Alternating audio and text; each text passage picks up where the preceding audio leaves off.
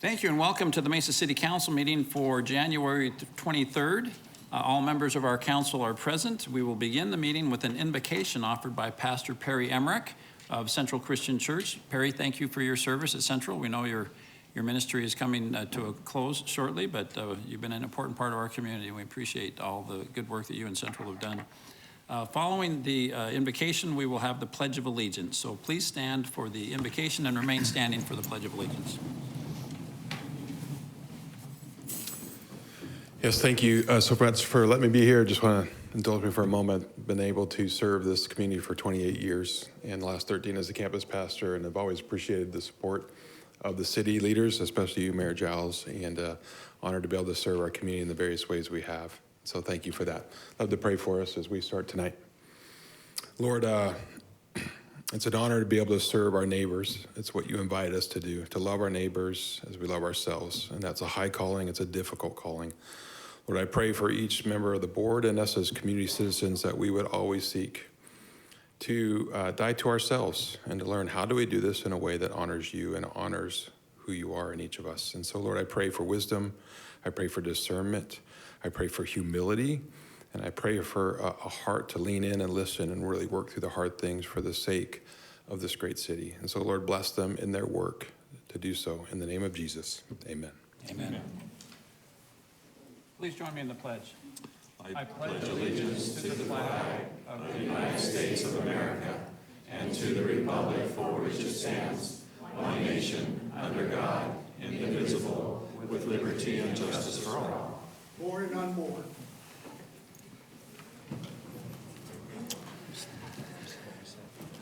The next item on our agenda is awards, recognitions, and announcements. We do have a great proclamation that we're going to be issuing today recognizing the 125th anniversary of the Mesa Fire Department.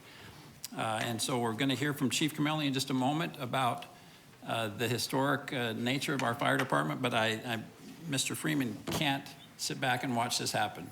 So, Mark, I know that you want to give us your insights on the importance of the Mesa Fire Department.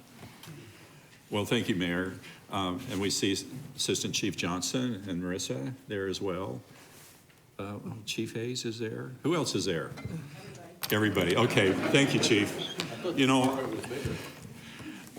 I got to be able to be hired in 1980, and during that time, there was a lot of transition on our department.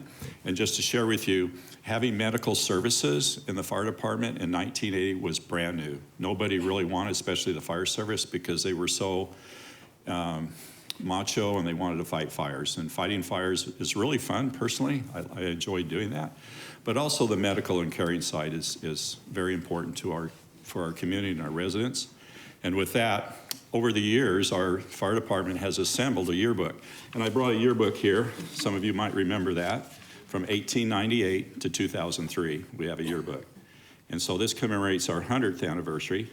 Maybe the fire department might do a 125th anniversary yearbook for everybody to enjoy the memories. But we've done so much, we've come so far. We have a great fire administration. I want all of you to know they provide just excellent services out there for all the boots on the ground. So with that, thank you, Mayor. Thank you, Councilmember Freeman. Mary, can you come up and tell us about the significance of the 150th anniversary of the Mesa Fire Department? Mayor Giles, members of the council, thank you for having us. To what Councilmember Freeman alluded to, we've come a long way. I have a few facts here. Thanks to Marisa Ramirez Ramos and the Mesa Library from the Mesa Room, all the archives in the Mesa Room, we've gotten some really good information. And Mary, you'll be happy to know that even in July of 1898, Mayor LeBaron was still cautioning people about fireworks and the danger of fireworks back then. So that was very interesting to me that that's been going on for a long time. But I have to say that in October 21st of 1898, it wasn't the first fire in Mesa, but it was the first largest fire that happened here. It happened at the Cosby grocery store adjoining Passy and Metz Furniture Store. The residents were trying to put it out. It's like a bucket brigade trying to get the water out. But what happened was they pretty much were going to call the fire a loss. When it got to the Johnson Brothers building, the fire came to a halt because they had 17-inch brick to stop the fire. Otherwise, the whole south side of Mesa would have burned down. So from that fire, the very next council meeting, they voted that from that point forward, they will not have wood structures and they will not have bonfires. So it happened at a council meeting that started making these changes. And then after that, also they decided to put a pipe system into Mesa. They voted on having a pipe system that got water into the Mesa, into Mesa here to help put out fires. So that happened back in 1898. And that very council meeting, they nominated the Mayor LeBaron, to be the fire warden. And that's when Mesa got started in 1998. 10 years later, they had a volunteer fire department. 10 years later is when they started paying their firefighters to do this job. So we've come a long way, as Councilmember Freeman said. It started out as firefighting only, and today we're doing an array of activities, and I'm very proud of, number one, that's my senior staff back here that help run this organization. We have Chief Hayes, Chief Johnson, Chief Lachlan, Chief Smith, and we have Deputy Director Tara Cunha back there. And then Marisa Ramirez Ramos is the one that put this together for me, all this information. But there'll be events. We are going to have a 125-year history book, yearbook. We're working on that today. And then to start off the events for our 100-year anniversary on January 30th at 9:30 in the morning, we will have a memorial to honor our fallen brothers and sisters. So that'll happen right behind Station 201 at 305 East 2nd Street, just north of the fire station there. So thank you. So 125 years later, we have just under 500 sworn members, 495 members, 187 civilians, that all function to make our operation run smoothly for our community, and we run just under 70,000 calls. So we're a busy organization, and we've come a long way since 1898. But thank you for the recognition of the 125 years. Thank you. Before we gloss over it, Mary, how many calls do you make a year? Just 68,000 and some change, so under 70,000 calls. Wow, okay. Thank you very much. Well, we're very proud to issue this proclamation. So, Council, please join me down at the podium for a photograph and presentation of the proclamation.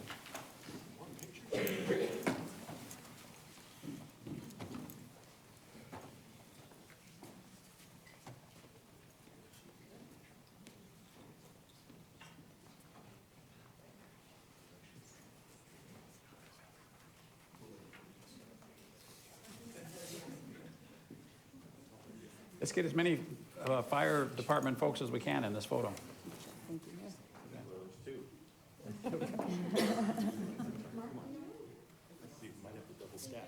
Yeah, we might have to turn sideways a little bit, huh? Okay. Can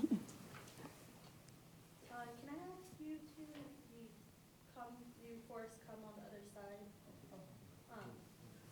Kind of find a window. You know, like if someone is. Yeah. Sorry, I didn't want to call you out. And then maybe if you can do the same on the end. Tara in the other house. Right there. There we go. Perfect, that's what.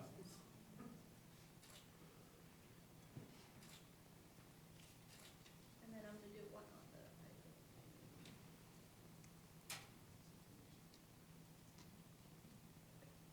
the. Okay, thank you.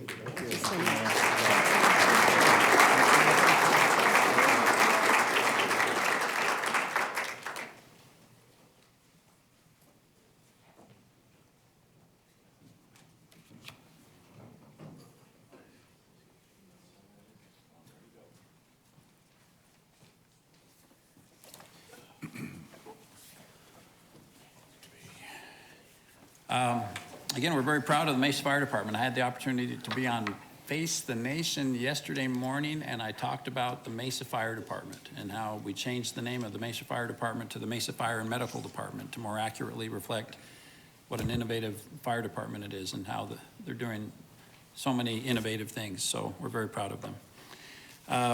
Next item on our agenda is approval of the consent agenda. We invite Mr. Christopher to come forward to read that agenda. Good evening, Mayor and council members. These are the items on the consent agenda. All items listed with an asterisk will be considered as a group by the City Council and will be enacted with one motion. There will be no separate discussion unless a council member or citizen requests, in which event the item will be removed from the consent agenda and considered as a separate item. Item 2, approval of minutes of previous meetings as written. Item 3A, act on liquor license application for Brooks C. Foundation, one-day event February 4th at Mesa Riverview Park, 2100 West Rio Salado Parkway. Item 3B, act on liquor license application for St. Bridget Roman Catholic Parish, one-day event February 18th, 2213 North Lindsay Road. Item 3C, act on liquor license application for Go Puff, 7427 East Hampton Avenue. Item 3D, act on liquor license application for Go Puff, 225 South Hibbert. Item 3E, act on liquor license application for JJ Madison's All-American Grill, 430 North Power Road. Item 3F, act on liquor license application for the Taco Spot, 542 West Baseline Road. Item 4A, approving 3-year term contract with 2 years of renewal options for water and wastewater construction services. Item 4B, approving 3-year term contract with 2 years of renewal options for water reducible alkyd paint for the Solid Waste Department. Item 4C, approving dollar limit increase to the term contracts for solid waste disposal and vegetative waste processing services as requested by the Solid Waste Department. Item 4D, approving 1-year term contract with 1-year renewal options for compressed natural gas station operation and maintenance services for the Solid Waste Department. Item 4E, approving dollar limit increase to the term contract for fingerprinting services for various city departments as requested by the Human Resources and Mesa Police Departments.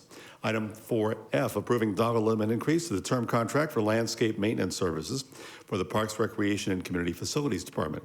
Item 4G, approving dollar limit increase to the term contract for custodial services for the Parks, Recreation, and Community Facilities Department. Item 4H, approving a 1-year term contract for Sky Logix Systems, services and support for the Parks, Recreation, and Community Facilities Department. Item 4I, approving 3-year term contract and 2 years renewal options for landscape maintenance services for parks, retention basins, and sports fields for the Parks, Recreation, and Community Facilities Department. Item 4J, approving use of a cooperative contract with initial term of 22 months and 2 years of renewal options for miscellaneous construction materials for the Materials and Supply Warehouse. Item 4K, approving 3-year term contract with 2 years of renewal options for refurbishment of electric distribution transformers for the Energy Resources Department. Item 4L, approving dollar limit increase to the term contract for a subscription service for the hosted customer relationship management and box office ticketing system for the Mesa Arts Center. Item 5A, approving resolution adopting the Mesa General Plan 2050 Public Participation Plan. Item 6A, introduction of ordinance amending Title III, Chapter 2, Section 1 of the Mesa City Code, governing the organization of the city's fire department to reflect the name Mesa Fire and Medical Department, and to add language describing the expanded scope of services. Item 6B has been removed from the consent agenda. Item 7A, approving ordinance for zoning case 22-429 for property located east of Val Vista Drive and north of Huber Street, rezoned to allow for single residence development. And item 7B, approving ordinance for zoning case 22-546 for property located south of Virginia Street on the west side of Wrecker Road. Site plan modification and amending conditions of approval on zoning case Z07-118 to allow for commercial development. Mayor and council members, these are the items on the consent agenda. Thank you, Mr. Christopher. Ms. Mosley, I have several blue cards. Do you have any other requests to speak on an item on the consent agenda? No, Mayor, no request. All right, thank you. I see that Vice Mayor Heredia has made a motion, seconded by Mr. Thompson. Oh, that's a goof. Mr. Summers, did you second it? No, I did. Oh, Mr. Freeman did, okay. I guess Kevin said here. Playing the role of Mr. Thompson tonight will be Mr. Freeman.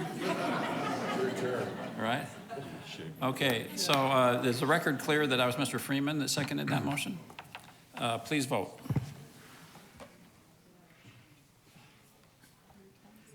Thank you, that passes unanimously. The first item off of our consent agenda is item 6B. This is the introduction of an ordinance and setting February the 13th as the date of the public hearing on the ordinance.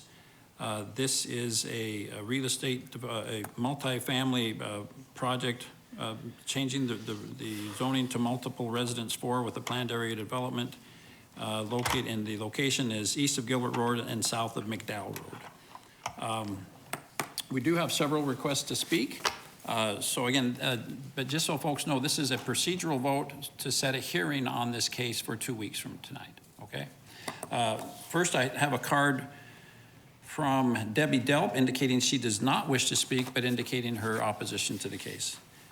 Next, I have a card from John Baberitz. Is he, help me with the pronunciation. Barbier. Barbier. Is Mr. Barbier here? I got it. Okay. We're not going to do that. You have to come to do that. But we will, if he can submit that online. If you're not here, there is a way to do that. And so we will make that a part of the record, and we'll hear what he has to say. Michelle, then let's go ahead and start with Michelle McCroskey.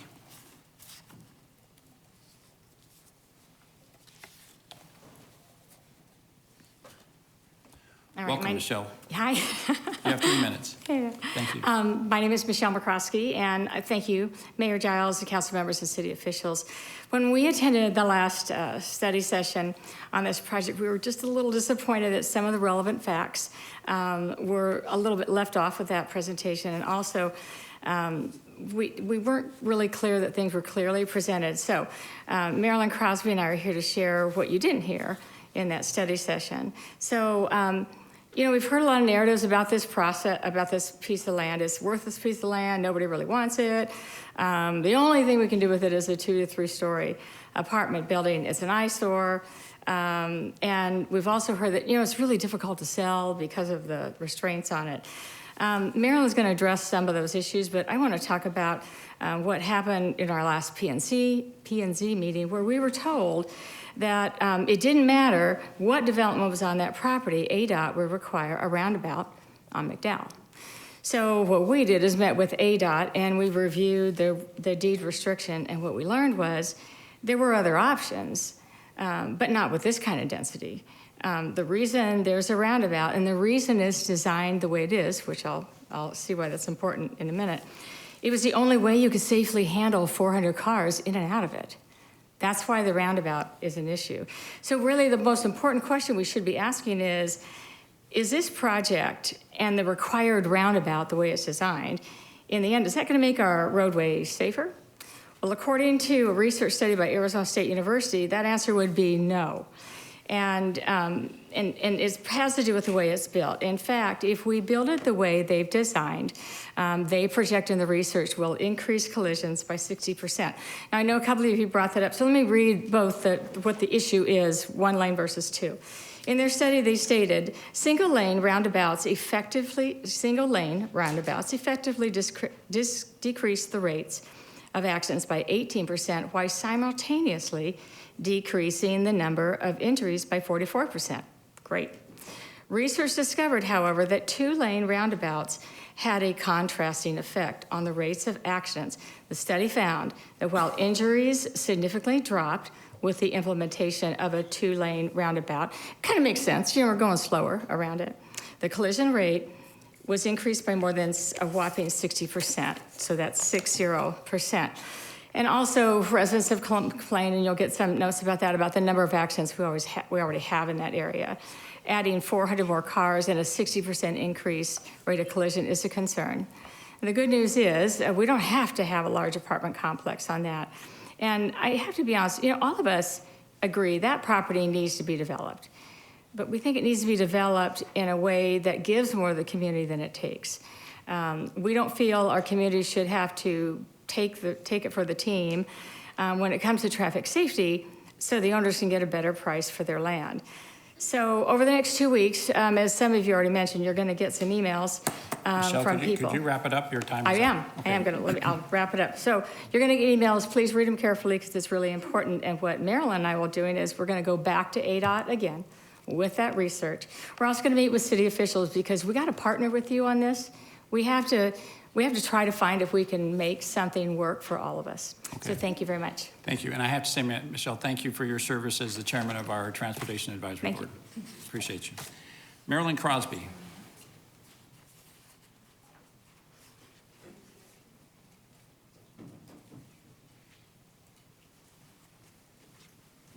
Welcome, Marilyn. Good evening. Thank you, Mary, and council members. I wanted to try to clear up a few details that we felt were, I don't want to say intentionally misrepresented, but we just felt like they were misrepresented in some narratives that have gone on. Michelle mentioned that there has been no interest in other uses for this property, and that sounds like, oh, it just must be worthless and there's no one who wants to use it, but that really isn't the case. The difficulty is, and we would probably be a little bit more willing to believe that if the property had ever been placed on the market. So it's difficult to say nobody wants the property if it hasn't been attempted to be used for anything else. Now, I understand that there is an individual who put forward a proposal about a commercial parking of RVs, I believe, okay? I'm familiar with that one. Are you also familiar that there's a nursery that was interested in this property? that there was another person that was interested with agricultural interest, that there's an individual that wanted to start a boarding facility here, that there's a person with a landscape business that has interest in that property, a person who owns a mortuary that would be interested in partnering and putting a cemetery there.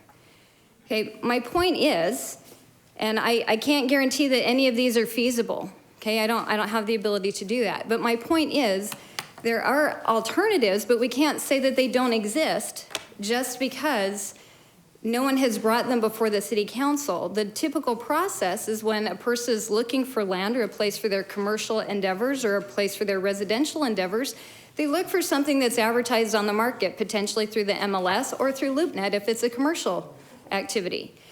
But that hasn't happened. So I have a difficult time believing that, especially when I'm having dialogues with individuals who express interest and say, boy, I wish I would have known that that property was even available because I would have tried to do this.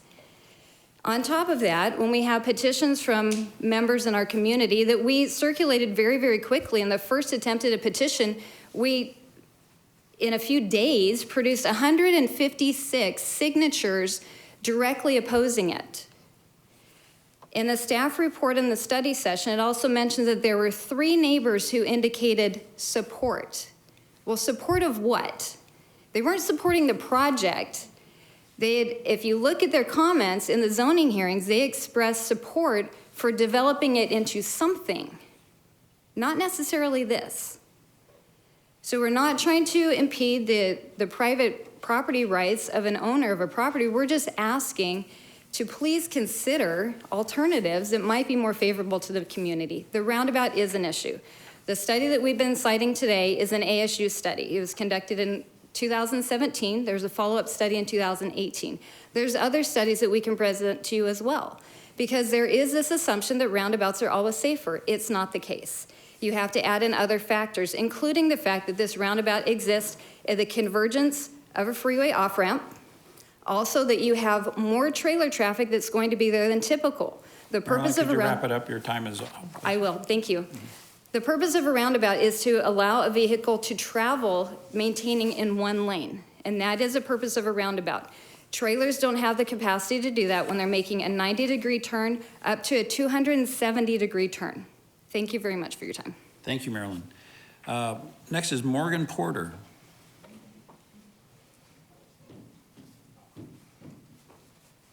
Welcome, Morgan. Thank you, Mayor. Thank you, council members. I would like to present a different take of the view, even though I am opposed. I have lived in this community my entire life. My family founded the community of Lehigh. They have been there since the 1800s. So I would like you guys to think of this perspective. Think of a family being there for generations upon generations, and some have had to move out and some would like to move back in. The prices of real estate have gone up. That is known by everybody. The prices of acreage real estate have gone into the millions. At the very minimum, the 500,000s and up. So when you take a property that is multiple acres and you only use it for retail, commercial, multiple housing developments, you take away the opportunity for those families that have lived there for generations to continue on that legacy, to continue on raising their families in the type of lifestyle that they want to. I raised pigs when I was little. You cannot raise pigs in an apartment building. You cannot raise cows or horses. You cannot do the things that this country and that this city started on. People want to uphold the history of Lehigh, the history of the community that started Mesa. And that is something that should be brought into consideration. So I ask you that you think of the other families in the area that would like to continue living in Lehigh, that would like to continue the lifestyle that that area represents. Maybe that land cannot be farmed. Maybe that land cannot, house trees or anything, but they could house just normal single-family houses, which is what it is currently zoned for. You could put 8 1-acre properties. You can have a couple horses, a couple cows. Many of you have probably seen the meat prices in the area go up quite a bit. Having your own meat source is another way of self-sustainability. Having more grass grown in one area helps the environment. It helps keep the air cleaner and keep the temperatures down. It is a known fact that in Lehigh, the temperatures are at least a 2 or 3 degree difference. I'm sure many of you in Mesa and other parts of Mesa did not have your hoses completely frozen this morning when you went to water any animals. And I do implore that you take that into consideration, whether you vote on this within the next 2 weeks or not, that there are other types of things in the area. There are other types of families that prefer to live in a subdivision or prefer to live in an apartment. This is a historical area, whether that zoning has been taken off or not. And there are people that have been here since the beginning of time that would like to stay there. Thank you so much. Thank you, Morgan. No, sorry, not a pep rally. We're not going to clap. Thank you. I will note that the applicant's attorney, Adam Baugh, is available on the phone, council, if we want to have any discussion with him. But again, I would remind everyone that the vote tonight is not on the merits of this zoning case. This is a procedural vote so that we give notice to the community and everyone that we're going to be holding a hearing 2 weeks from tonight to consider the merits of the zoning case. So that's the issue that's before us tonight. Council, any discussion before we move forward? Okay, thank you. Is there a motion to proceed? Thank you. Mr. Freeman's made that motion, seconded by Councilmember Spilsbury. Please vote. Thank you. Vote is unanimous, setting this matter for a hearing at our council meeting on February the 13th. So I suspect you and others perhaps might be here for that. Thank you very much for coming tonight. Next item on our agenda is agenda item 8A. And I think the related to 8A is 8B. So unless there's objection, we will, for purposes of voting and discussion, we will combine agenda items 8A and 8B.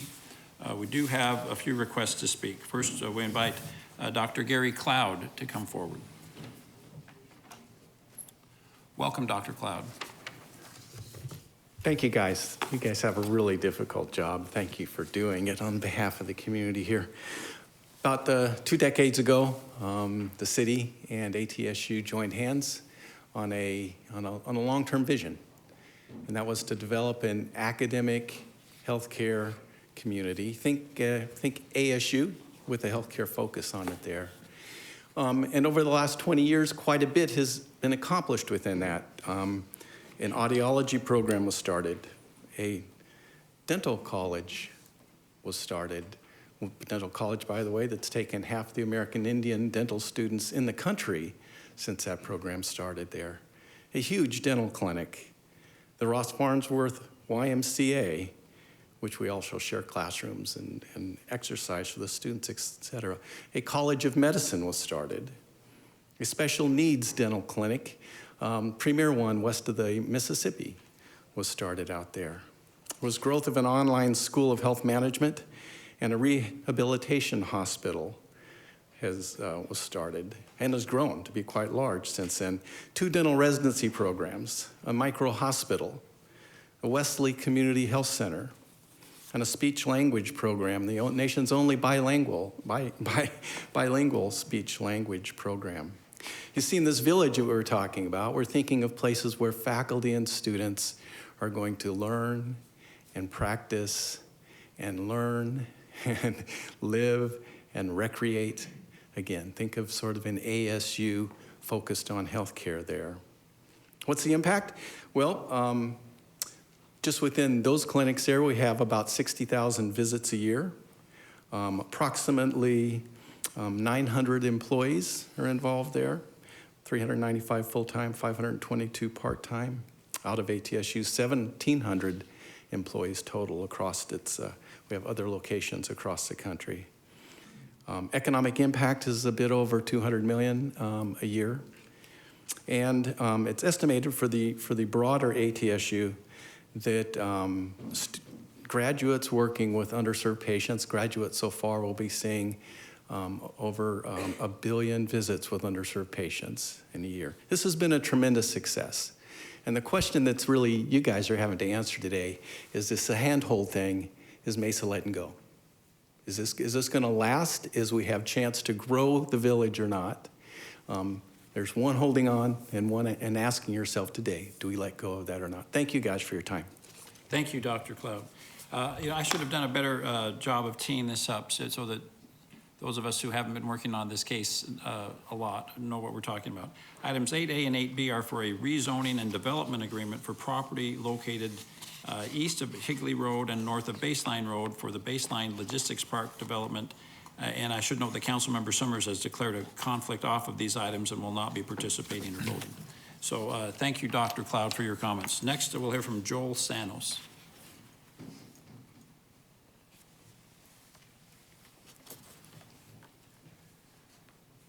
Thank you, Mayor, council members. First, on behalf of ATSU, we want to thank Ms. Kapowski-Brown, Mr. Apia, staff, the city attorney's office, and the transportation department for their professionalism and attention to ATSU's concerns, and also to the applicant Hines for its communication and openness to working with AT Still. In considering the case, we'd like the mayor and the council to consider what we think are 5 undisputed facts. First, approval will mean that a light industrial use is located immediately adjacent to a college campus. It will be an approval of unknown uses because we don't know what the tenant mix will be. Second, this project is not part of a medical or educational campus. We struggle with seeing how staff makes the claim that the approval is consistent with the specialty district designation and the Mesa 2040 general plan designating the area for a medical and educational use. We understand from staff that the specialty campus designation in the general plan is only aspirational, which means that as long as the development meets the primary and secondary zoning characteristics, it can be approved even if it has nothing to do with a medical or educational campus. We disagree that when the voters and council approved the general plan that the specialty district designation was essentially meaningless. Third, the traffic problem has not been resolved. You saw in the study session today the efforts to direct traffic away from Sunview.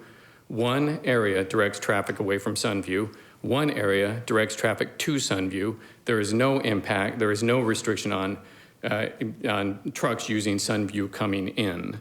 So there is no plan, in our opinion, that really does direct traffic away from Sunview.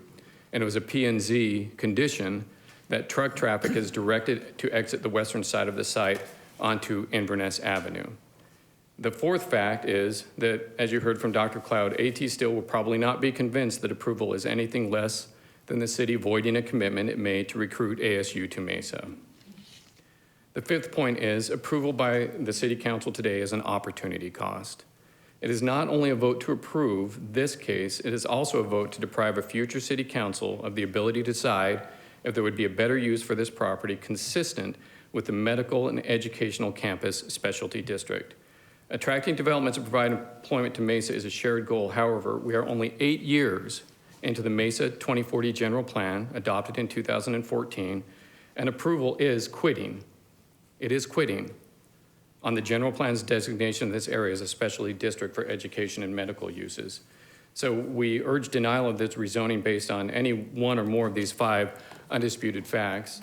I do want to make a point that we have a negotiated non-opposition with Hines, that AT Still would take what it could get from this development to protect the campus. And one of those critical elements was that cul-de-sac that you saw in the study session. Without that cul-de-sac, there is no way that staff or transportation can guarantee that heavy truck traffic will not be occupying the same road, which is Sunview, that pedestrian students use, faculty bicycle riders use, and that patients use to access the property. So our speech, our presentation has always been, and I know you hear this a lot about zoning cases, it's a great development in the wrong location. And without that agreement on the cul-de-sac, we don't think that there's any guarantee that this won't create a dangerous situation for staff, students, and faculty in the area. Thank you, Mayor. Thank you, Mr. Sanos. Also have a card to hear from Anna Macon.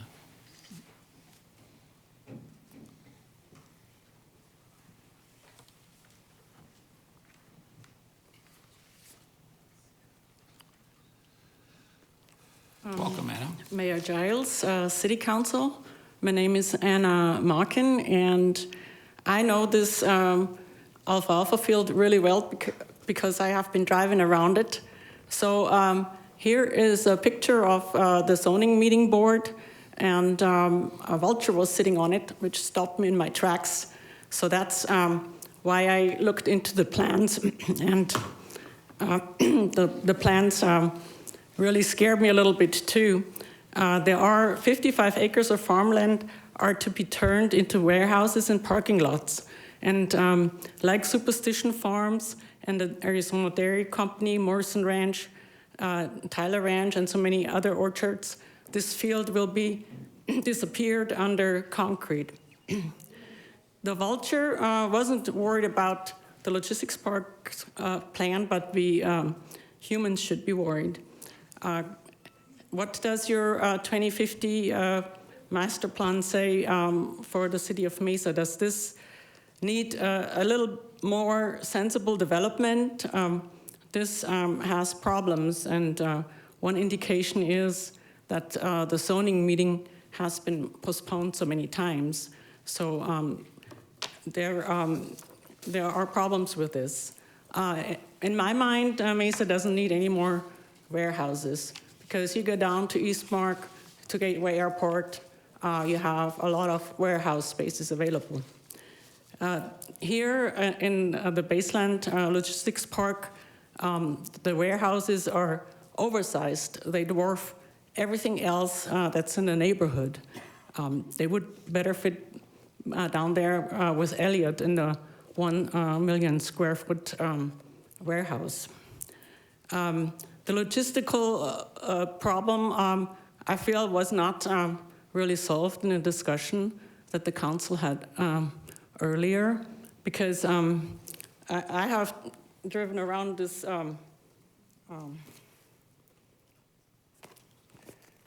field a lot. Here's the plan that would go onto this field. Here are 3 huge warehouses.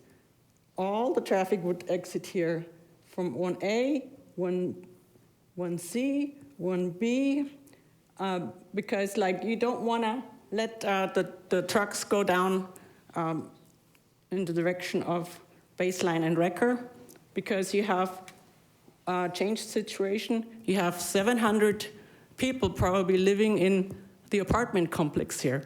I feel like you have not mentioned that in your discussion earlier. So that increases the population, the residential population. You have 500 people in and out of ASU. You have probably 250 people at ASU. Ms. Makin, let me just point out your time is up, so if you could kind of sum up. Yeah, it's a huge traffic problem, and you don't want semi-trucks going by this residential corner here. And I feel it's too much even going out on here, because that traffic light is slow, slow, slow. UPS comes out here. These trucks will come out here. You have 1,000 people here in the residential neighborhood here, all going out here on Inverness to the slow light on Higley. I think this needs a lot of work. People need quality of life. I feel you have forgotten to factor in the quality of life, because when you have 700 people living here in 365 apartments, they need a plaza to go. They need coffee, they need a drink, they need, I don't know, a break. And you need a place to move and have the kids play. So thank you, factor that in, please. I appreciate your attention. You bet. Thank you for bringing that photograph. I know you've told that story before, and it's the photograph, a picture's worth 1,000 words. Very cool photograph. Thank you. Any other blue cards on this item? No, Mayor. Okay, thank you. Mr. Lake, I want to give you the opportunity to respond if you'd like to.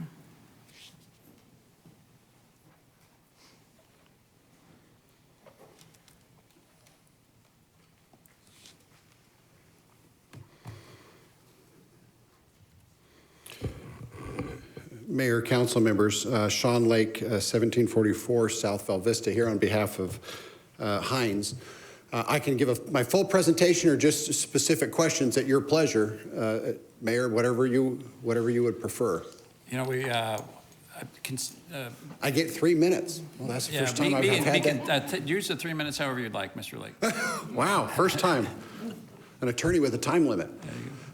Mayor, we appreciate the opportunity to be here. We have spent a great deal of time with Hines, with Hines and AT Steel and the city of Mesa working out what we feel was a compromise of making a lot of changes over the many, many months. This project has been delayed many times, not only before P&Z, but before council, to try to come to an agreement.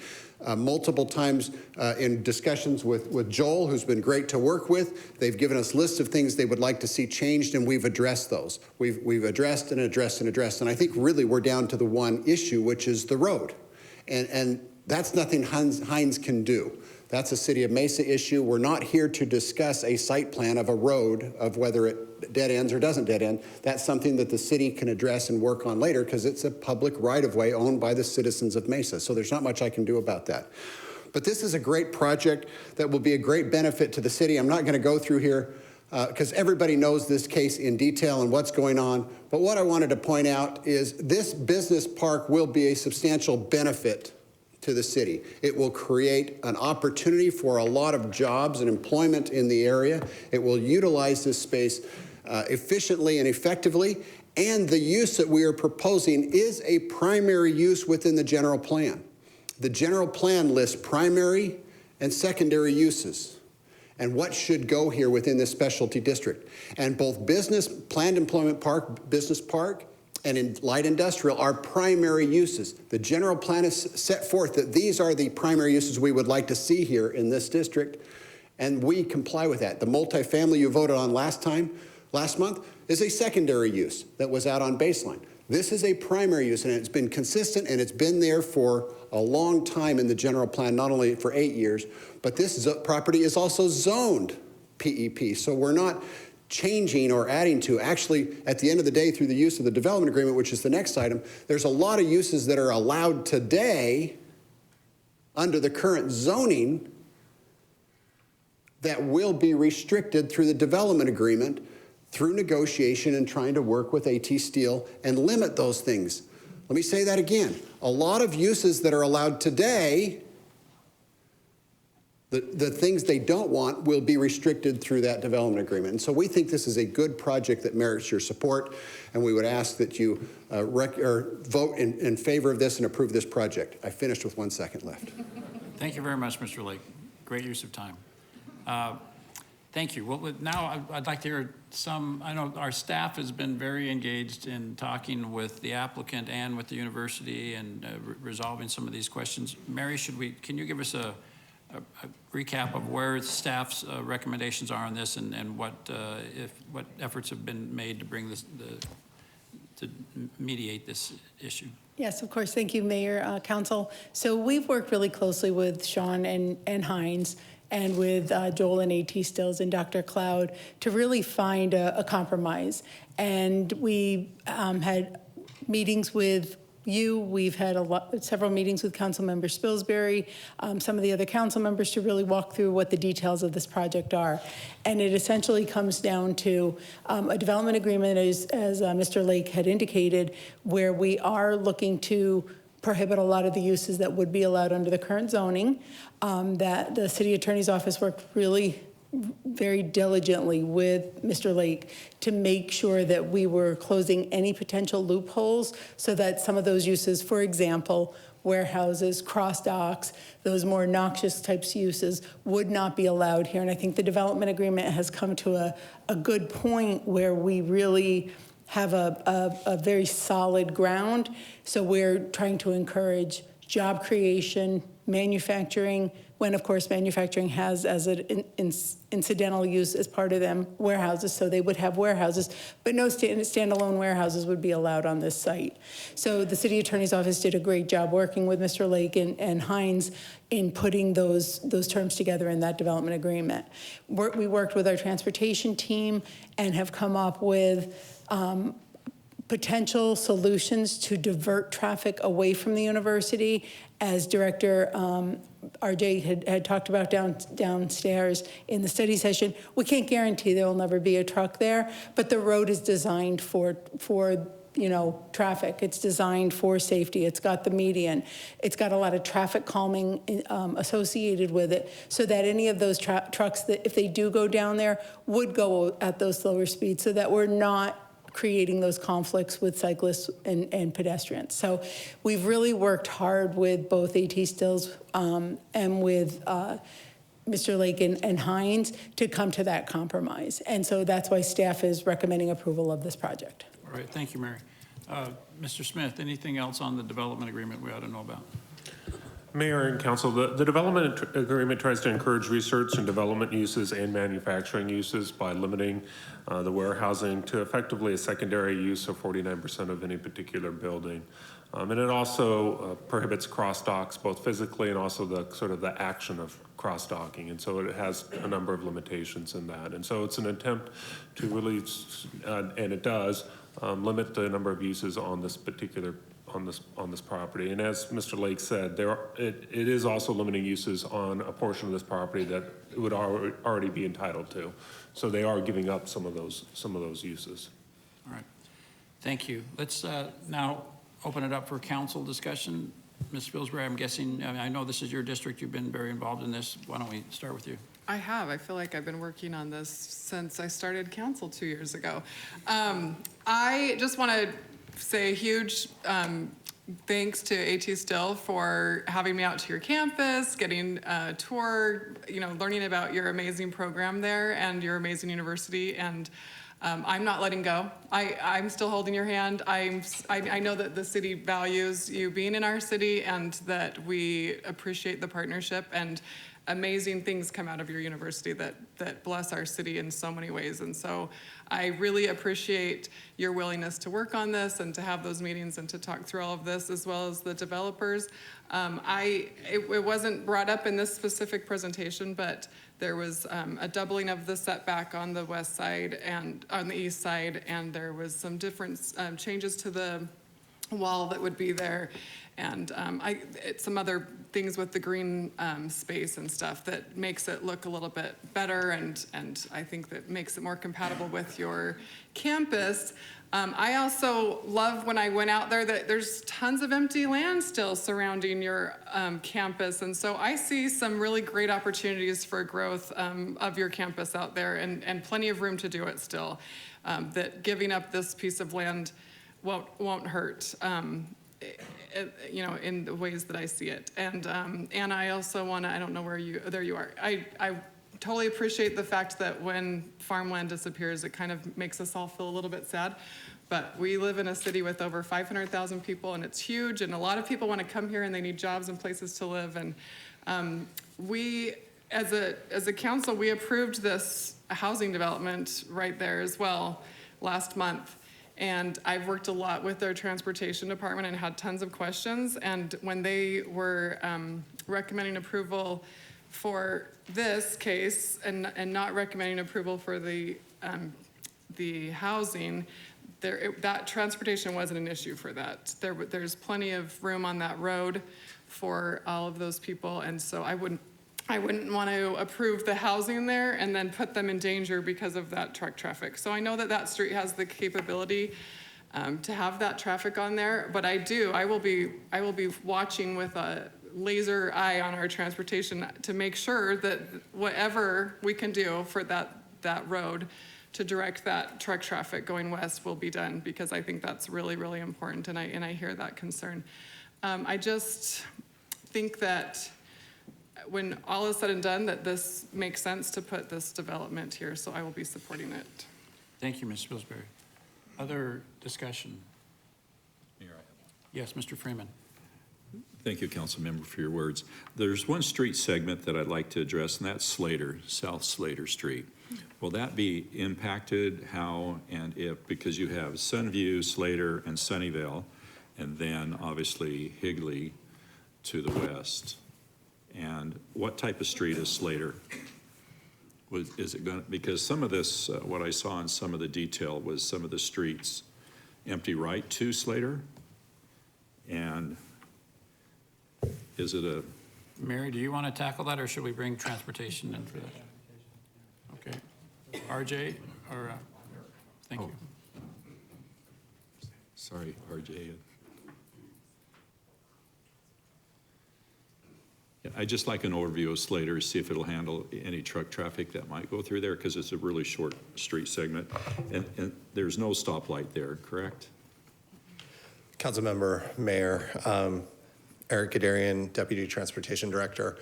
I'm trying to find a site plan really quick, but I believe that there is a driveway that lines up with Slater. There are no planned improvements with this development to widen Slater, and there is no traffic signal out onto Baseline. So Slater will continue to be, really a commercial local street.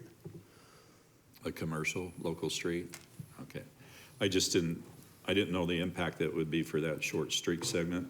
And obviously, if there's an exit entrance to the proposed logistics park, that it'd come right on Slater, and it'd probably be used maybe a little bit heavier because it's a shorter distance to Baseline to go west to Higley and then to the freeway versus using the Inverness route. But I suppose that can be managed in the future. Yes. By putting up no truck traffic or large truck traffic sign. Thank you. That's all I have. Okay. Thank you. Council, any further discussion? I also have been involved in a lot of discussions about this property, and the reason I was anxious to get involved in it is because I wanted to be an advocate for A.T. Still, because I'm thrilled that we have A.T. Still University in the city of Mesa. It really is a point of pride. It's an amazing, it's a medical school and a dental school and a physician's assistant school, and I'm leaving out, hygiene, dental hygiene. It's just a very impactful institution in the world, and their focus on serving the underserved is more than admirable. And so I want to do, as the mayor of Mesa, the last thing I want to do is anything that's not supportive or doesn't double down on our relationship with A.T. Still. So from the beginning, I've been encouraging A.T. Still to say, please come with it and identify everything about this project that might possibly, be anything less than 100% compatible with your mission and you continuing to grow and accomplish the things you want to do. So I do appreciate A.T. Still engaging, and they raised some very legitimate concerns having to do with the signage and the ingress and egress into their campus, and having robust landscaping buffers and increased fencing, and all of the things that you would want to do to make sure that this area presents and feels like an academic environment as opposed to a campus that's misplaced amongst a business park. That we don't want that, and so I appreciate staff being very sensitive to that and making a lot of recommendations so that that's what the ultimate goal here. And my understanding is that all of those concerns have been resolved with the exception of guarantees having to do with traffic and with safety. That's obviously also a very legitimate concern. And I want you to know that I think our staff share that. You win. We don't want to have trucks and bicycles and pedestrian students interacting with each other. And so we need to defer, though, to our traffic department, who are the experts in helping us to accomplish that. And the ways that I think having a public street that doesn't connect to another public street is not good traffic planning, and as our traffic engineers have pointed out. And so but there are many useful engineering ways to accomplish those goals and to mitigate traffic and to discourage truck traffic and to make it very close to impossible. Having a median that prevents traffic turning in the direction of the campus certainly seems like a good solution. So the entire traffic plan here, we're not voting on a traffic plan tonight.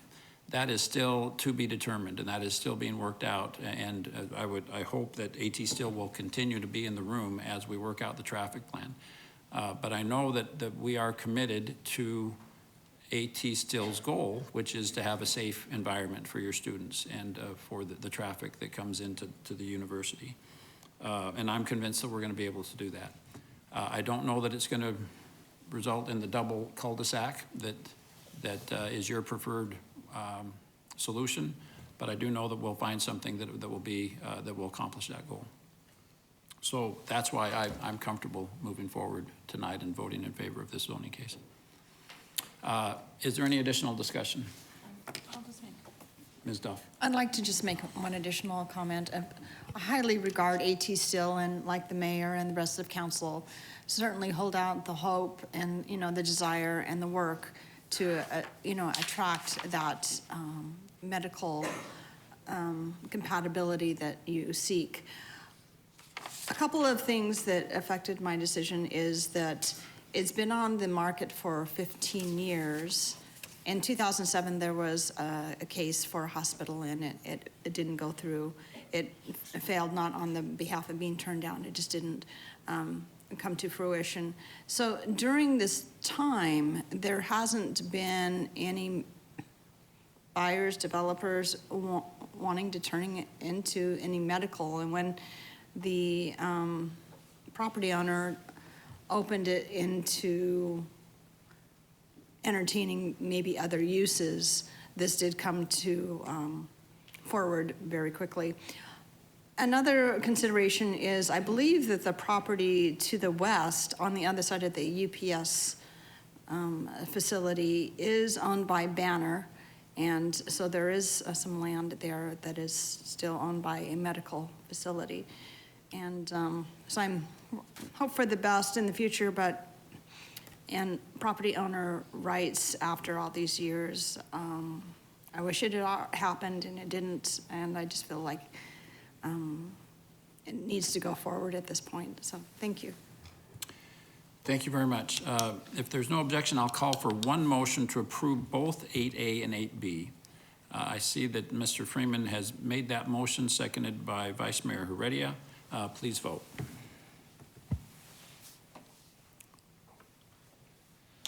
Thank you. That vote is 6 ayes with the Councilmember Summers abstaining. And again, thank you, Doctor. We appreciate you and look forward to working with AT Still to have the best outcome possible in this area. Item 9A is to conduct a public hearing and take action on the appeal of the Planning and Zoning Board's approval of the site plan and zoning case ZON 22-829 Mesa Self-Storage for approximately 1.3 acres located east of Country Club Drive on the south side of Broadway Road. I declare the public hearing open. This is an appeal that was filed by Mr. John Conover. So we invite Mr. Conover to come forward. Please come forward, Mr. Conover. Thank you. My handouts. Okay, thank you. Please hand them to the staff. Thank you, Mr. Conover. We will be receiving your handouts as you speak. Thank you very much. No, I appreciate it. So I think you guys are all semi-familiar with the proposal here. It is for a self-storage. And today I'm going to present why the site plan should not be presented. I don't know, Mary, are you able to bring up the site plan, the current site plan? As is currently proposed? I don't think we can do that, just so you know.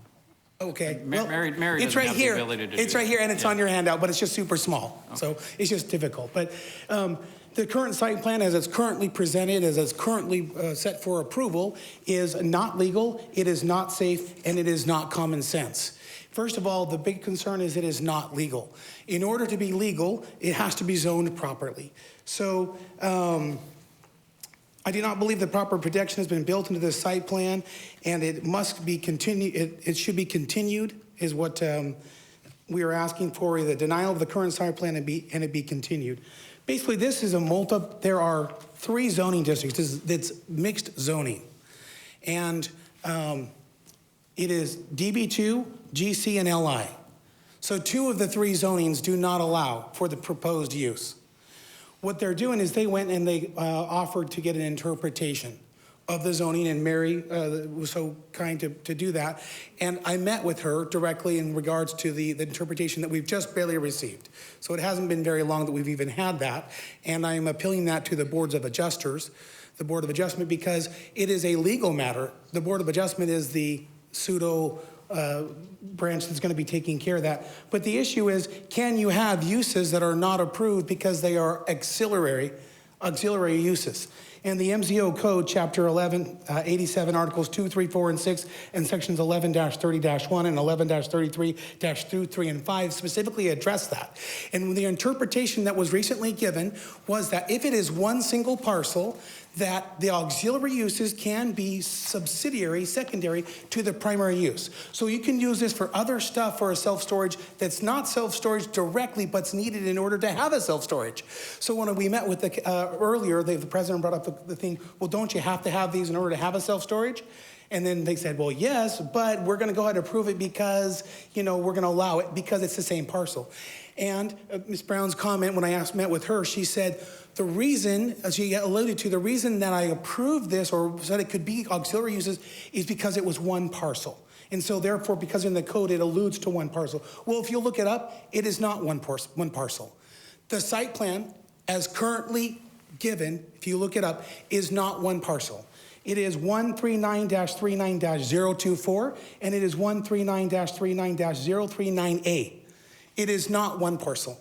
Therefore, according to what she said, it should not be approved at its current condition because it is not one parcel. There is mixed zoning, therefore it is a violation of MCO Chapter 711-27.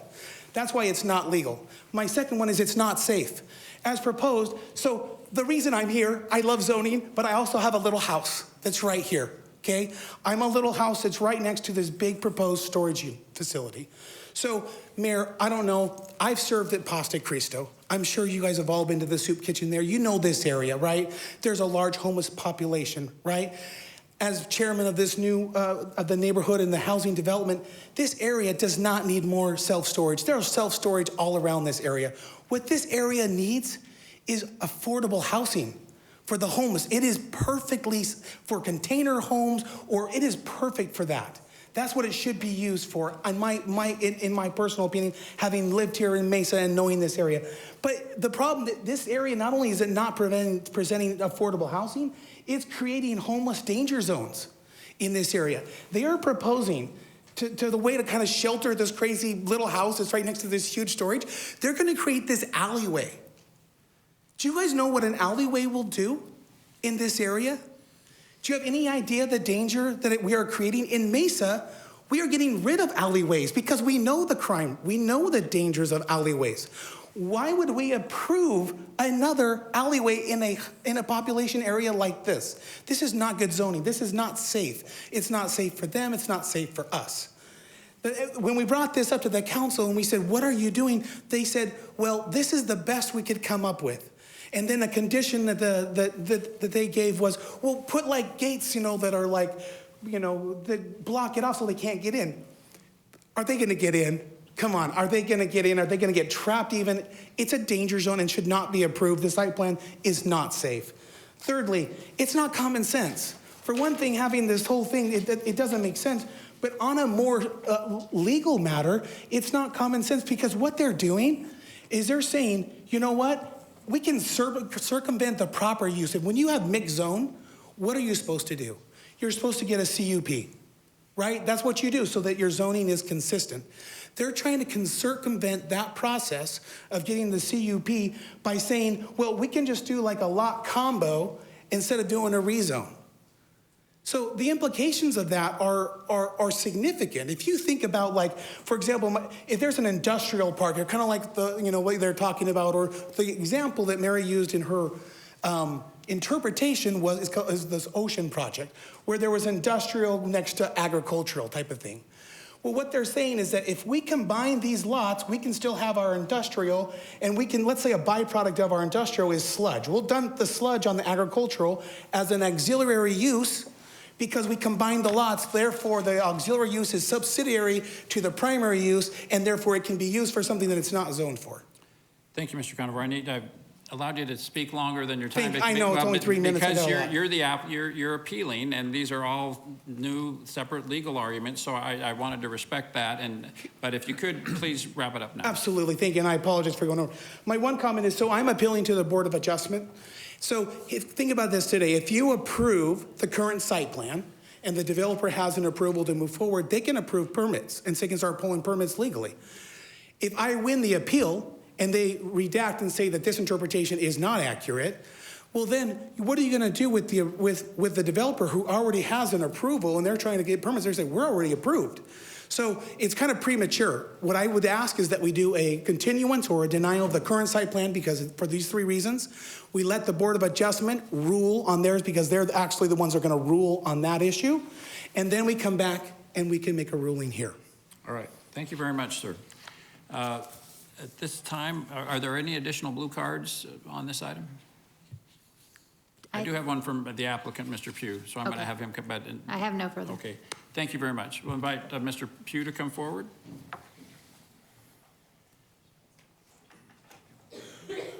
Welcome, Mr. Pugh. Thank you very much, Mayor. Council members, Ralph Pugh at 1744 South Val Vista Drive, Suite 217. Thank you for a few minutes to share a couple thoughts with you tonight. I represent DXD Capital, who is the applicant in the site plan case on this property. The property is zoned Downtown Business District 2. The self-storage is a permitted or an allowed use in that zoning district. So we applied to the city for site plan approval. Under your zoning code, the planning board has authority to approve site plans. It's a rare occasion when they come to you. They come to the council through an appeal, which is what's happened here tonight. Mr. Conover has appealed the decision of the Planning and Zoning Board to approve a site plan. And that appeal, Mayor and council members, was based on three things. One, the explanation he just gave relating to multiple zoning districts on this project. The zoning administrator of the city of Mesa is the person charged with the responsibility of interpreting the code. You would think that that interpretation would reside with you as council members, but it truly doesn't. It resides with the zoning administrator and then ultimately the Board of Adjustment. So that issue on appeal, council members, should be set aside. It's not a valid purpose for this appeal. That process will be handled through its ordinary course of interpretation. His second reason, listed in the appeal, not stated tonight, but listed in the appeal, was that the citizen participation plan was somehow faulty and not complied with. At your Thursday morning meeting, city staff went through that process very clearly and outlined for you everything that was complied with, the notices, all that was required to be done to notice the public hearing on the site plan. The third and last point of his appeal related to the fact, his claim that the Planning and Zoning Board did not place conditions upon the site plan approval that would protect his property rights in the adjoining house. That issue, council members, is very curious because to this point, we have heard nothing about what he wanted to be done to protect his property. And what could have been done was very minimal anyway. This is a site plan approval. It's not a zoning case. So our plan complies with the site plan requirements. It's recommended for approval by the planning staff. It was voted on to be approved by the planning board, and it's appealed to you tonight. We urge you to please adopt the decision of the Planning and Zoning Board to approve the site plan because all of the three reasons for its appeal are not met and are not satisfied tonight. And in fact, we've added the condition of the gate that you have on your dais tonight, which is another indication that we'll do what we can to make this as compatible as possible. So with that, Mayor, we urge your support of the Planning and Zoning Board decision. Be happy to answer any questions you might have about it. Thank you, Mr. Pugh. Ms. Pillsbury? I have questions. I don't know exactly who they're for. Do you have any questions of Mr. Pugh, or should we ask him? Yes, I guess you would maybe know the answer to those too. When is the Board of Adjustments decision going to be made? And what does happen if the Board of Adjustments don't agree with the interpretation? So I'm guessing you could answer that, but maybe Jim. I have thoughts, but I'm sure Mr. Smith does Yeah. too. Why don't we excuse Mr. Pugh and we'll invite you back up if we need. Sorry. Thank you, Mr. Ralph. Yeah, and I was just looking at it, and we were just talking for a second ago, then, is that under the city code, under 11-77-4, that the proceeding would stay any permits until the Board of Adjustment would make its final decision. But I'd also suggest if council wanted to move forward tonight, that we'd add, I know staff has suggested a fourth stipulation, But I would suggest that we'd add, just for no overabundance of caution, that we add a fifth stipulation too that says something to the effect that approval of this site plan is contingent on the Board of Adjustment upholding the zoning administrator's interpretation. And so that in the event that it's overturned, the interpretation, then automatically the site plan is not approved. And so I can restate that stipulation, that fifth stipulation. They can't proceed until that's done. Right. Okay. So, okay. Oh. Mayor, council, at this point, we don't have an appeal to the Board of Adjustment on that interpretation, just as an FYI. All right, Mr. Conover, is that contrary to your understanding? Well, Mary, when was your interpretation issued? Mayor, do you want her to answer the question? Oh, Mr. Conover, why don't I did? Yeah, because I if actually you- have a question for you. I think this is a legitimate thing we need to figure out. So, I would've please, yeah, done it- state into the microphone what you have to say, just so everyone can hear. Okay, thank you, appreciate it. I've only had a few days since the interpretation was given. I had to figure out what a Board of Adjustment is. I had to figure out what to do. They were so kind when I met with them to give me, on Thursday I met with them, with Josh and with Mary, and they gave me the appeal process on Thursday. Friday we're closed, today's Monday, I've been preparing for this. I have not had time to actually physically file it. Got it. It Mary, will be Is filed. it too late for Mr. Conover to do that? The interpretation was formalized on January 11th. I will need to ask Rachel if it's too late for that appeal. Okay. 30 days is what my attorney said. Well, because I wanted to make sure we weren't going, if we approved this, that we weren't going to do something that then would, like you state in your letter, that wasn't going to be a problem. But- Yeah, if it's approved, it could be messy with the Board of Adjustment. So while you're looking that up, if I could ask, to talk about it not being safe and that you don't like the alleyway and the gate. You did say you'd want to have housing there, which I'm thinking that also maybe isn't where people want to live if it's not safe, right? But let's say there was a multifamily housing project behind that house. What would you want to separate your house from that apartment building?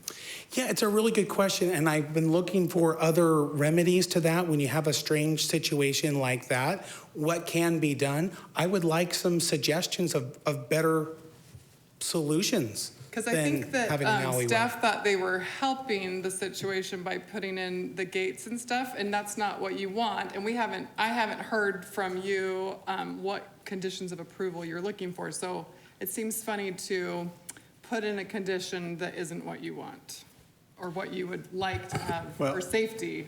Mayor and council, yeah, we looked at it from a septet standpoint regardless, Okay. right? Because you have to have a setback, otherwise you're gonna have a building on top of a property Right. line. So there's gonna be a setback. So the question is it better to have the space between the storage unit and the home that's open, or to control it with gates? And so that's where the staff came up with, conferring with our, police department staff about how do we prevent crime through environmental design. This was the solution that was being proposed. So it's either this or just it's wide open, because otherwise you have to have the building on top of the property line, which doesn't work, because you've got to have that space, that setback between the two buildings. Because does that have to be agreed upon with our vote tonight of the condition of It was just approval? staff recommendation of council to suggest that condition. I think that's what we're recommending. But obviously, council doesn't have to approve that recommendation. We were just trying to find a solution to that concern of that space. Okay. Thank you. Thank you, Mr. Conover. Thank you. Staff, I think, will help you with the process and the deadlines for that appeal. Other discussion? Yes. Councilmember Duff. From where we are tonight, it is not about the interpretation, it is just about affirming or denying planning and zoning's decision on the site plan. If we move forward on this, I believe then he can go to a Board of Adjustment and then have a different interpretation, if that's possible, would have a reading. It is not for us to make that interpretation. So from the Board of Adjustment, Mary, maybe you can help me with this.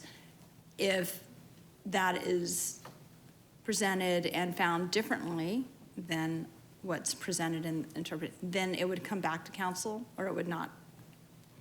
It would depend, sorry, Mayor, Council, it would depend what was re-proposed by the applicant, if they wanted to go through with a different process to do the same use, or if they wanted to change the use. So it would depend if this would come back to council or not. Well, let's be careful. Let's be clear for the council, Mary. Mayor and council, I believe, and I want the city attorney to correct me, on the merits of the Board of Adjustment appeal of the interpretation, once the Board of Adjustment makes a decision, it doesn't come back to the council. This applicant then would have to refile for some other change on the property to remedy their issue. But as far as the interpretation itself, it would not be, once it goes to Board of Adjustment, it doesn't come back to the council. So then the decision would be made final at the Board of Adjustment? Yeah, well, there's another appeal, yeah. Yeah. Right, and that's why I would suggest adding a fifth stipulation so that it's very clear that this approval, if council were inclined to approve the site plan tonight and affirm the Planning and Zoning Board's decision, that it was clear that if the Board of Adjustment didn't uphold the interpretation or found that the site plan does not comply with the city code, that then that the site plan is not approved. And so effectively, they'd have to come back with another process, the applicant. Okay. I feel it's best to move this forward, and then you can go to the Board of Adjustment if you want to appeal. It would be to, your decision. And so I'd like to make a motion to affirm and modify the decision of the Planning and Zoning Board by approving the site plan in ZON 22-00829, subject to the 3 conditions of approval approved by the Planning and Zoning Board, with an additional 4th condition of approval that is stated on page 5 of the staff report, and a 5th condition as stated by Mr. Smith. Or would you like to state that for me? Could I state it in full here? I've revised it just a little bit. You gave me a few minutes, so I kept revising it. Okay, thank you. Fifth, approval of this site plan is contingent on the Board of Adjustment upholding the zoning administrator's January 11th, 2023 interpretation and compliance of the site plan with the zoning code. I would like to make that motion. Well said, Councilmember Duff. Thank you. I think there's some, thank you. So we have a motion from Councilmember Duff, seconded by Vice Mayor Heredia. I think there's some additional discussion. Mr. Summers has his finger up. Go ahead. I just want to bring up that, first of all, this is just a site plan review, so we're limited in what we could do, and we have an interpretation that was made by the proper authority that this was an appropriate interpretation of the zoning code, so that is all we can vote for. What I do want to say, Mr. Conover? Yeah. Mr. Conover, you're probably the first person that I've heard from that would be a neighbor to your recommended use of housing, affordable housing, or housing that would assist in transition, and I just wanted to compliment you for that. So many times this board, this council, has to fight to find places that would be appropriate for that type of housing, and your willingness to accept that is to be lauded. So I thank you for that. But the vote today is simply on whether this site plan is properly interpreted, and that's what we have to vote on. So thank you, Mayor. Thank you. Ms. Pillsbury. Sorry, I just still am a little bit unsure about that condition of approval. So if we approve this tonight, we put in the alleyway with the gates, whether the homeowner wants that or not. Correct? And so everyone's comfortable with that? I'm totally good. Like you said, we're not voting for anything else, but we are voting for something that they're not wanting. Well, let me respond to that. And I feel like it affects him more than... Yeah, the question is, how do we best prevent mischief in that alleyway? Yeah. And our design folks have said there's SEPTED, standards are what you look to design things to prevent crime, and according to SEPTED standards, this is the best solution. It's not ideal, and like Mr. What's that Brady acronym indicated, for again? Crime prevention through environmental design. Okay, thanks for all the people who didn't know. the alternative would be a zero setback, and But you can't, right? You have to have some separation between properties for a lot of reasons, but public safety may be one. So there's going to be a setback, right? under any scenario. And so the question is, if you have an alleyway, a space between, what is it, a three-story storage unit and a single-family home, and unfettered access to go back and forth, I mean, that's a concern, right? And so we were trying to figure out a way to mitigate that. And all we're suggesting is that, I think what the CPTED, what the crime prevention officers suggested is gating it and trying to secure it so you don't have that And space. we're under the assumption that they looked at all options and that was just the best one. Are there other options? Like, I think he I wasn't in that curious of what conversation, other but I mean, you think about it, it's a space between two properties. Right. I don't know. So I'm sure there's a backyard probably, right? So this would be between the backyard and then the fence of the storage unit? This is a Or pretty, side yard? You have the site, I you have know the it's site pretty plan you can pull small. up. right. So maybe between a side yard and then an alleyway and then the fence?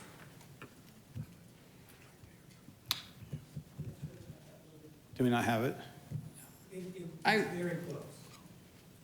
This is not a traditional single-family home. But It's it in would a- be between a yard and then the fence. It wouldn't be between the house and the fence. It would be between the yard fence and the storage unit fence. Yes. And Mr. Conover, you do not have any, you're not suggesting anything different than that? Well, we would like to have it, at least open or where it could be like not concealed. That's our biggest problem. Okay, I mean, it's like literally like less than 10 feet. So if it was your house, 10 feet from the back of your house. It's on slide 9. I think we can see it on slide 9 of the presentation. It's the landscape plan, but I think it shows the setback ratio. Is that correct? Yeah, so there's 15 feet between the building and his property line. They have 10 feet of landscaping in between a screen wall that the applicant is proposing on their property and the neighbor's chain link fence there. So that's the portion that we want to secure off. So yeah, actually on slide 9, it shows the house, a wall, a 15-foot setback, and then the storage. Or no, I don't know what I'm looking at. What is this? Is that their yard? Is that the alleyway? Does anyone see this? I think staff is pulling it up on the big screen. That's your setback here. This is your setback. So this That is would their yard, and then this is the, Mayor, no. Building there, Well- your setback. Yeah, Mr. Summers. Thank you, Mayor. While their staff is pulling this up, I've had experience working with other entities on crime prevention through environmental design. These are nationally recognized and proven ways in which to reduce crime. Does it eliminate trespassing in this situation? Probably not. Will it reduce it significantly? Very much likely. We institute crime prevention through environmental design, working with folks in the convenience store industry. We're seeing a high rate of crime, beer runs, for example. By instituting CPTED principles for those entities about 10 years ago, we saw a significant reduction in crime. So I'm pretty comfortable with utilizing these principles to help reduce crime and trespassing in this situation. Thank you.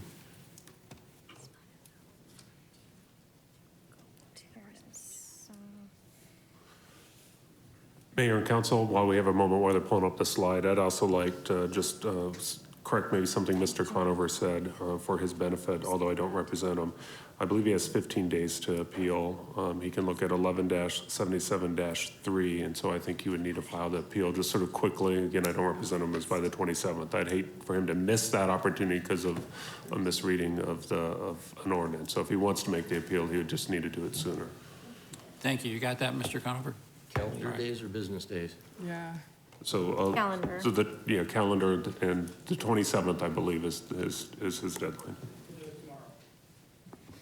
Okay, so I'm Okay, trying to. thank you, Rachel. Trying to blow this up here as much as I can so you can see it. So currently, there's the 15 feet between the building and Mr. Conover's property here. So there's a 5-foot sidewalk, and on the side of that, they are proposing an 8-foot screen wall, the applicant is, that kind of goes along the sidewalk and up and around.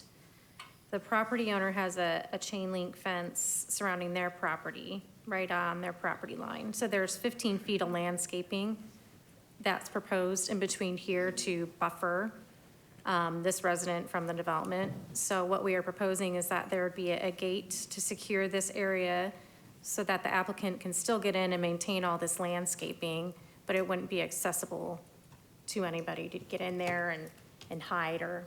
How high of a gate? At least 6 feet is what we're proposing. On both sides? Well, this is already, because of the way that these two walls meet, it's already secure on this end. Where is it secure? I think it shows it on the landscape plan better than this, but it. Yeah, I know, I just see trees. Mhm. Okay, I just hate to do something that then puts them in a bad situation, but I don't know what the other option would be. Yeah, I feel the same way. We all know this neighborhood well. This is Paz de Cristo, and there is a large homeless population, and you can pretty much count on, people are going to look for opportunities for urban camping, and so I have no doubt that some people will try to do that here. So, but an alternative doesn't seem obvious to me. So I think, Mr. Conover, your tenants are going to have to be. We'll probably be calling the city of Mesa saying, hey, there's a homeless encampment behind my home. Yeah, and it is open there right now. They have a bicycle park. Yeah. So that's going to be an issue. Thank you. Mr. Pugh, I just want to give you another opportunity if you have, if you'd like to respond to anything that's come up since your last opportunity at the microphone. Mayor, thank you very much. It is just interesting to me to be talking about alternative uses as it relates to something else on the site. This is a permitted use in the DB2 zoning. It's that simple. And so this is a good condition to add with the gate. We agree with the stipulation that Mr. Smith has crafted for you. That's probably exactly where this is headed. And the Board of Adjustment will determine whether or not the decision of the zoning administrator is a correct interpretation of the code. And then based on that outcome, we'll see where things go. Did you have something to clarify on where the gate is or how you felt that worked? We just want to talk about kind of the safety measures that we typically do take. We do have information on the safety measures that we've implemented, if that's important to you. Would you like to hear that? Yep, come on, please, and introduce yourself to the council, please. Mayor, Council, hi, my name is Cameron Pactonat, the applicant. Just want to talk about kind of the safety that it's a major thing for us to make sure that the building is secure, not only for the surrounding neighborhood, but also for our customers who trust in us to store their goods. What we do for this is we typically have well-lit areas so that it's very difficult for people to camp or try to stay without being permitted. Because it's a residence next to us, we don't want to have lighting obviously in the house, but we do make sure to have lighting, proper lighting around the building. We also do video monitoring and to ensure that if there is any type of trespassing or anything, that we can be vigilant to that. And again, make sure that not only is the surrounding neighborhood safe, but also the inside of the building. And then the final thing I will say is, one of the things that really does keep an area safe is development and bringing life to an area. And that's, we do drive by the area because we're excited about the project, pretty often. And we do see that there are people encamping on the site and on the corners of the site. And if there is a development and a substantial one that we made sure looks beautiful for the surrounding drivers and passengers, but that's another safe element to it as well. With trees, well lit, security gates, security cameras, it really ensures that I believe that it will be as safe as it could possibly be. Thank you. Yes, Mr. Summers. I'm just curious, are you aware that you, as a business owner, that you can hook those cameras up to Mesa Police's real-time Time Crime Center? No, but that's, You are now. yeah, exactly. That's great. Thank you, Mr. Chalmers. Thank you. I'll just add that there's not a perfect solution here, but the fact that this is not going to be, this is going to be property that's going to be very actively maintained, and they're billing this as a secured location, and so there will be on-site management. They will be walking the perimeters of the property. It will be lighted and covered by cameras. I think it probably really lessens the opportunity for mischief and for urban camping to be occurring there. So that's impactful to me. All right, Council, any additional discussion on this? Thank you. We have a motion, a lengthy motion between Ms. Duff and Mr. Smith, and a second. Please vote. Thank you. That passes unanimously. Next item on our agenda is items from citizens present. Item 10, Ms. Mosley, do we have any requests to speak? No request, Mayor. Thank you. Council, do you have that concludes the items on our agenda. Is there a motion to adjourn this meeting? Thank you, Ms. Pillsbury and Mr. Summers. All in favor, please say aye. Aye. Thank you. We are adjourned.